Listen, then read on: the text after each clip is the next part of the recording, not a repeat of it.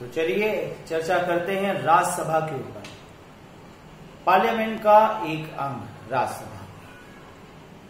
संविधान में कहा गया कि भारत की संसद और संसद के 3 अंग, दैट इज लोकसभा, राज्यसभा और राष्ट्रपति। इससे पूर्व के वीडियोज में हमने राष्ट्रपति के ऊपर अध्ययन किया और लोकसभा पर अध्ययन किया।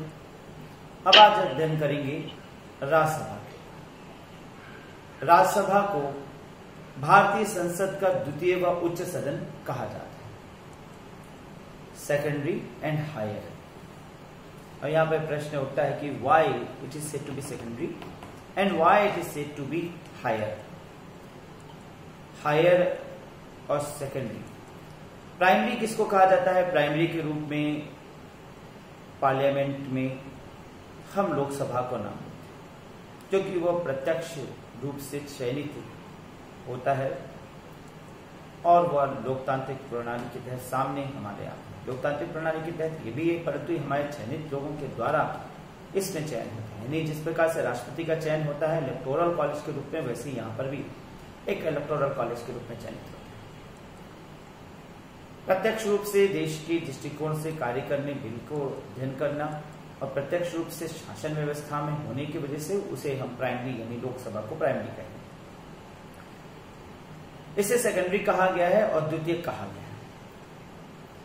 द्वितीयक और हाई कहा गया है।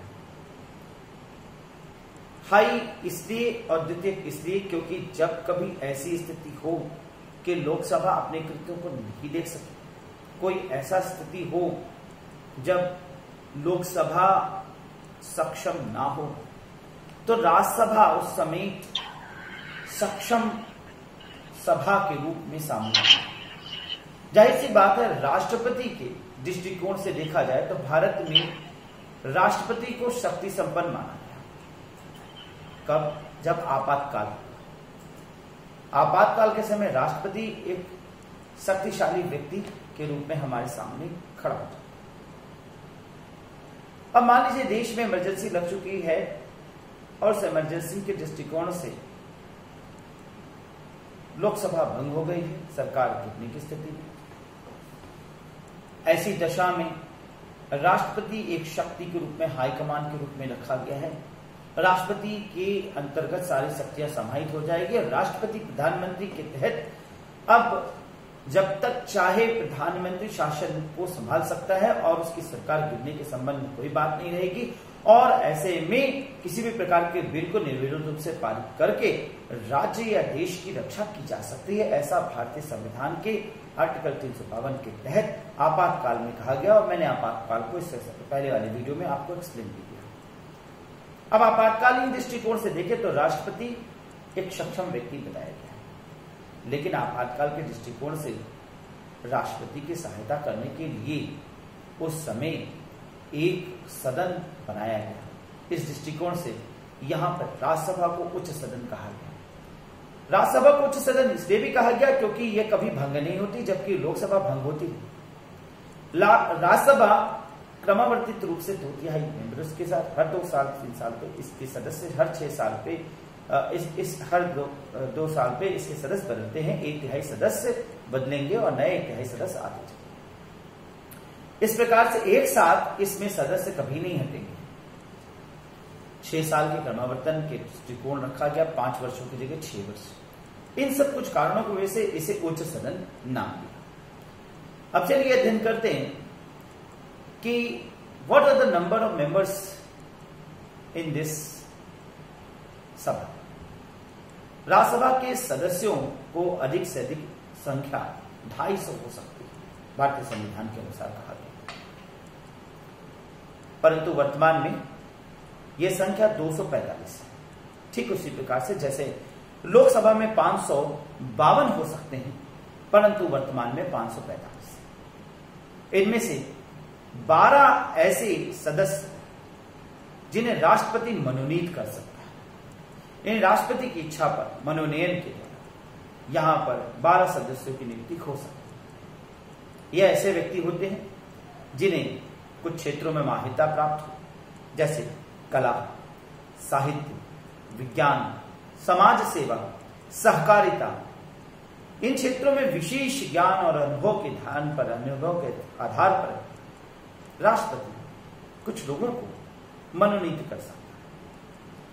राज्यसभा में जो प्रत्येक राज्य के प्रतिनिधि का निर्वाचन उस समय की विधानसभा के निर्वाचित सदस्यों द्वारा आनुपातिक प्रतिनिधित्व प्रणाली के अनुसार एकल संक्रमणीय मत प्रणाली के द्वारा होता है। ये दोनों प्रणालियां मैंने पूर्व के वीडियो में राष्ट्रपति के चयन में बताया था, मैं इसे एक बार फिर से यहाँ पर क्लियर करना चाहूंगा। आनुपातिक प्रतिनिधित्व का मतलब होता है अनुपात के अनुसार प्रतिनिधित्व होना। अब यहां पर इलेक्टोरल कॉलेज कार्य करेगा और यहां पर ठीक उसी प्रकार जैसे राष्ट्रपति के चयन के लिए संसद सदस्यों की अपनी अपनी कंस्टिट्यूएंसियों में पॉपुलेशन के आधार पर उनकी वोट वैल्यू निर्धारित की जाती है, ठीक उसी प्रकार से विधानसभाओं के सदस्यों, संघ शासित प्रदेशों की विधानसभाओं के निर्वाचित सदस्यों के वोट वैल्यू उनकी कॉन्स्टिट्यूएंसी में पॉपुलेशन के दृष्टिकोण पर होती है। ठीक उसी प्रकार से यहां पर राज्यों के अनुसार, वहां की पॉपुलेशन के अनुसार वहां के विधायकों, वहां के सदस्यों के मत वैल्यू निर्धारित होती है। इसे ही अनुपात के अनुसार प्रतिनिधित्व कहा जाता है। एकल संक्रमणीय मत प्रणाली, जिसके अनुसार सिंगल ट्रांसफरेबल वोट सिस्टम, यानी एक व्यक्ति एक से अधिक लोगों का चयन दर्शाता है, परंतु इनको अपनी सुपरमेसी देता है, यानी 1 2 3 4 इस क्रम में। अब उसी क्रम में ज्यादा अधिक सुपरमेसी के अकॉर्डिंग पॉइंट्स बनते हैं और फिर उस व्यक्ति का चयन। अब यहां पर देश में सबसे ज्यादा जो सदस्यों की संख्या है वर्तमान में राज्यसभा पहुंचने वाली, वो उत्तर प्रदेश है। उत्तर प्रदेश में 31 सदस्यों की संख्या रखी गई। इसके बाद महाराष्ट्र की बात आती है। महाराष्ट्र 19 और फिर तमिलनाडु 18 सदस्यों के साथ तीसरे स्थान पर। बिहार और वेस्ट बंगाल चौथे स्थान पर होते हुए 16 सदस्यों को राज्यसभा पहुंचाता है। कर्नाटक 12, आंध्र प्रदेश 11, तेलंगाना 7 और उत्तराखंड 3। इसके बाद बहुत से अन्य छोटे छोटे राज्यों के छोटे। अब यहां पर समझे तो सबसे बड़ा प्रतिनिधित्व उत्तर प्रदेश का है। विभाजन से पूर्व उत्तर प्रदेश और उत्तराखंड मिलाकर यह संख्या 34 हुआ करती थी, परंतु अब यह संख्या 31 है।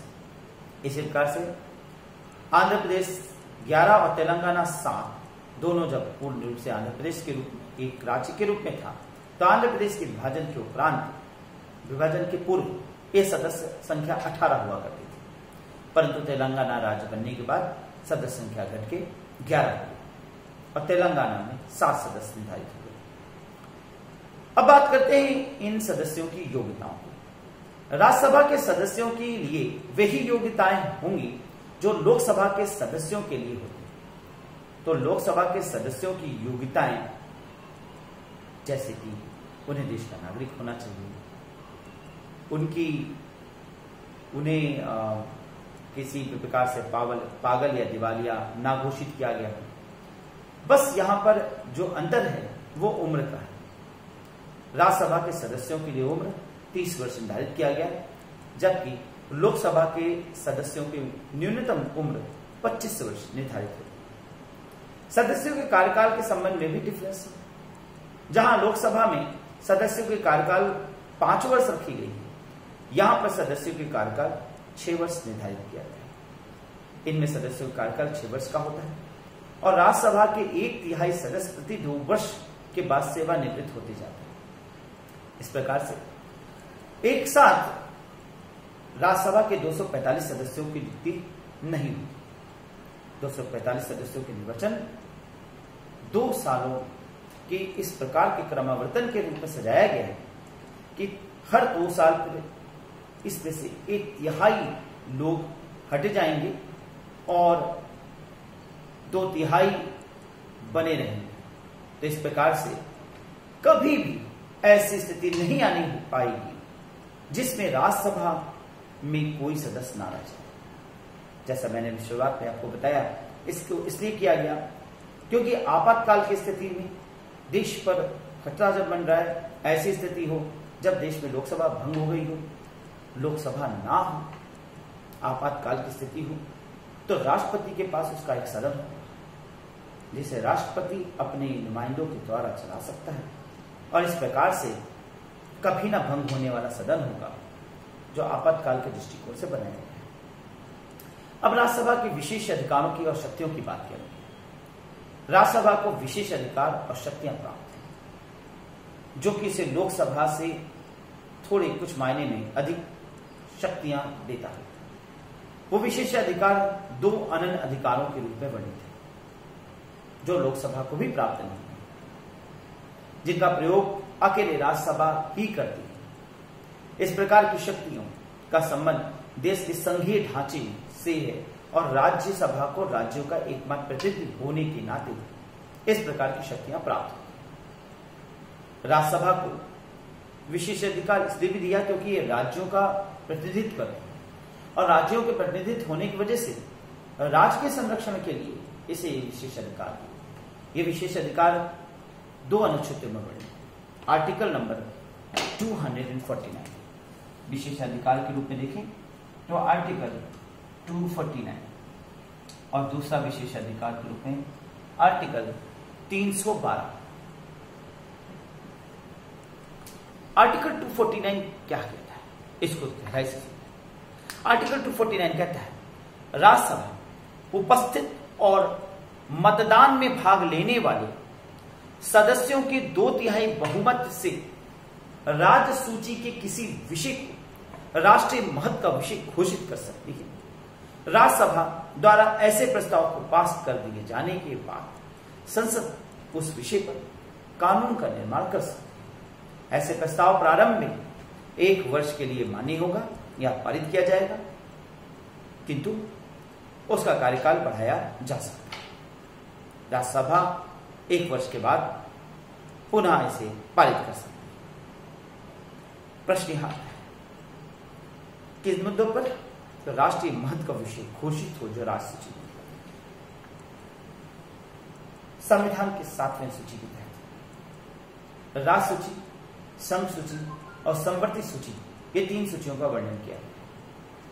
राज्य सूची वह सूची है जिसमें राज्य सरकारें कानून बना सकती, केवल राज्य सरकारें ही कानून बना सकती। ऐसे ही संघ सूची वह मद है जहां संघ सरकार भी कानून बना सकती।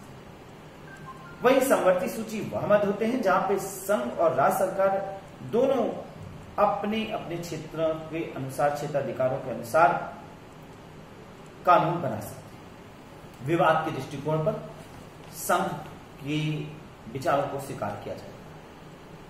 अब यहां पर राज्य को भी और केंद्र को भी शक्तियां प्रदान किए गए, जिसमें कानून बनाने की क्षमता दोनों को दी गई। ऐसा क्यों? ऐसा इसलिए क्योंकि भारत के संविधान में इसे गणों का राज्य कहा गया। भारत के संविधान में 2 स्टेट या राज्य, केंद्र राज्य थ्योरी पर आधारित संविधान का निर्माण किया गया। यानी केंद्र और राज्य दोनों के विलय से, दोनों के विचारों को मिलाकर के सरकार देश के नागरिकों के लिए लोकतांत्रिक प्रणाली को अपनाते हुए कार्य कर रही है। अतः राष्ट्रीय महत्व का अगर कोई विषय राज्य सूची का है तो उस संबंध में अगर कोई कानून उठाया जाना है, कानून बनाया जाना है, तो यहां पर राज्यों के हित के दृष्टिकोण से, राज्यों की पैरवी करने वाला या राज्यों से निकल के आए लोगों के दृष्टिकोण से राज्यसभा जो राज्यों का प्रतिनिधित्व करता है उसे राष्ट्रीय महत्व के विषय घोषित करने के अधिकार दिया जाता है। ऐसा 1 वर्ष के लिए होगा और उसके बाद वो कानून अगले वर्ष फिर बढ़ाया जा सकता है राज्यसभा की इच्छा पर। दूसरा है आर्टिकल नंबर 312, जो कहता है कि राज्यसभा ही अपनी 2/3 बहुमत से प्रस्ताव पारित कर नई अखिल भारतीय सेवाएं स्थापित करने का अधिकार केंद्रीय सरकार को दे सकती है। राज्यसभा जब तक कि इस प्रकार का प्रस्ताव पारित न कर दे तब तक संसद या भारत सरकार किन्हीं नवीन अखिल भारतीय सेवाओं की व्यवस्था नहीं कर सकती। इससे स्पष्ट होता है कि राज्यसभा को एक विशेष अधिकार है। देश की शासन व्यवस्था को चलाए रखने के लिए, देश के शासन को मजबूत बनाए रखने के लिए राज्यसभा का यह अधिकार बहुत बड़ा है। राज्यसभा को यह अधिकार दिया गया है जिससे वो अखिल भारतीय सेवाओं के संबंध में स्थापित करने का कार्य करेगा। अब मान लीजिए कि सरकार कोई एक अखिल भारतीय सेवाएं ऑल इंडिया सर्विसेज का प्रारंभ करना चाहती है। हो सकता है all India services for assistant professor और प्रोफेसर, ऐसा कोई कल को आयोग बनाया जाए, जैसे सिविल सर्विसेज के लिए आयोग यूपीएससी, लोक सेवा आयोग पीसीएससी, पीएससी। तो ये जो आयोग, अगर ऐसा कोई आयोग, नवीन आयोग स्थापित करने की बात आएगी तो इस संबंध में लोकसभा सीधे बिल नहीं ला सकती। लोकसभा अगर चाहती है तो राज्यसभा से इस बिल को पहले पास करें। अन्य सारे बिल के दृष्टिकोण से लोकसभा में बिल लाया जा सकता है।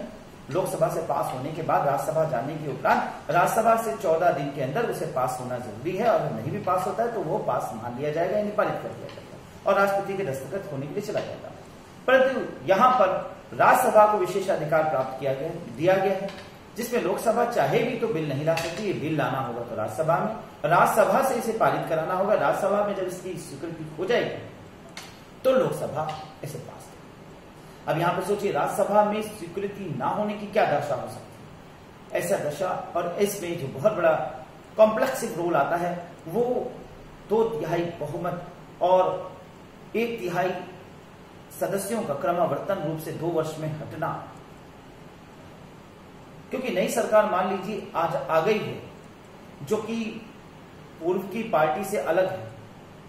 मान लीजिए भाजपा आई है, कांग्रेस की पार्टी की सरकार चली गई है, लेकिन कांग्रेस जब बहुमत में थी तो उसकी राज्यसभा में सदस्य ज्यादा थे, और इस दृष्टिकोण से 2 वर्ष अगर बीत भी गए हैं तो राज्यसभा में सदस्य 1/3 हटाए गए होंगे। 1/3 हटाने के बाद उन 1/3 में कुछ सदस्य भाजपा के यानी रूलिंग पार्टी के आ सकते हैं, परंतु उसके बाद भी बहुमत सदन में पूर्व की सरकार या पूर्व की रूलिंग पार्टी कांग्रेस या किसी अन्य पार्टी की हो सकती है। ऐसी दशा में हो सकता है विपक्ष यहां पर कोई ऐसा कार्य जो कि रूलिंग पार्टी अपनी इच्छा से करना चाह रही है, और वो हो सकता है राज्यों के अधिकारों के हनन का हो प्रश्न। ऐसी दशा में राज्यसभा की शक्तियां बलवती हो जाती, राज्यसभा की शक्तियां प्रबलित होती। अब आर्टिकल नंबर 249 और आर्टिकल नंबर 312, ये जो उपयुक्त 2 प्रावधान अभी मैंने आपसे चर्चा किया, इसे इसलिए किया गया क्योंकि किसी न किसी रूप में केंद्र सरकार राज्यों के क्षेत्राधिकार को आघात पहुंचा सकती है। अतः संविधान निर्माताओं की मान्यता रही कि राज्यसभा राज्यों का प्रतिनिधित्व करती है, तथा इस मान्यता के आधार पर राज्यसभा को ये 2 अनंत शक्तियां प्रदान किया गया है। राज्यसभा की 2 अनंत शक्तियां बहुत महत्वपूर्ण हैं, और राज्यसभा इन 2 अनंत शक्तियों के माध्यम से देश में शासन व्यवस्था को नियंत्रित कर सकती है, देश की शासन व्यवस्था को मजबूत बना सकती है। आशा है कि आपको यह वीडियो मेरा पसंद आया होगा। अच्छा लगे तो इसे लाइक करिए, जितना हो सके सब्सक्राइब करिए, फॉरवर्ड करिए और कमेंट्स लिखिए, जिससे कि मैं और भी वीडियो में संशोधन करके और भी जो नया कुछ करने का मन है प्रबलित करके कार्य कर सकूं। फिर नए वीडियो में नई बातों के साथ मुलाकात करूंगा। तब तक के लिए नमस्कार, धन्यवाद।